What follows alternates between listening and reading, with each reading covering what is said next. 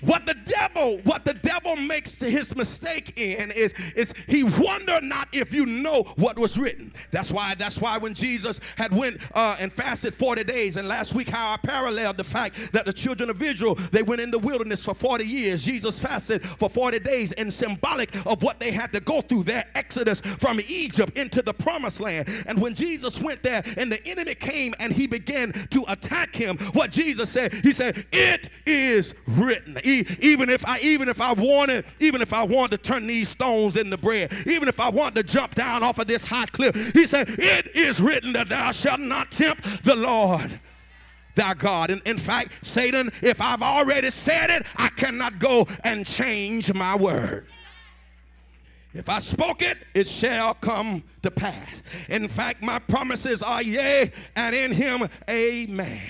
So it tells me that the cross, the crucifixion was already designed, that he could not change it. So having that conversation, he says, if it be possible, remove it. But then he had to remember that there was no way possible for him to go around this experience. So if there's no way possible for you to go around certain experiences, the next best thing to do is to go head on and deal with them head on and let the devil know, you know what, devil, I'm going through this experience. I'm going to bear my cross. But when I get finished with the cross, there is a crown. Oh, God. There's a crown for me. In fact, what I'm really saying is that you got to deal with your cross experience in order to have your crown. Jesus quickly said, nevertheless, oh, that's right, Father. Yeah, okay, that's right. It's written, that's right. But nevertheless, let thy will be done. So now, when you look at the text, I'm going to just pick and move here just for a few moments. They ridiculed him. They laughed at him. He said they shooting out the lip.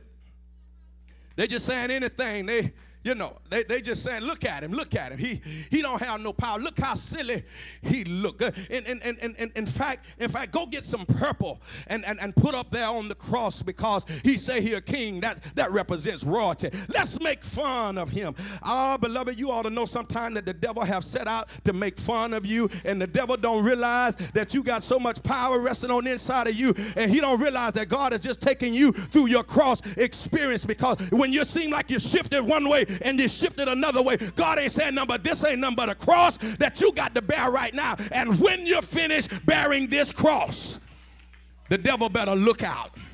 In fact, why don't you just whisper to your neighbor and tell your neighbor, say, neighbor, when I finish with this cross experience, the devil better watch out. Look at somebody on the other side and just tell them the same thing. Say, neighbor, when I finish with this experience that I'm going through right now, tell them the devil better watch. Because you ain't going to go through what you're going through for nothing.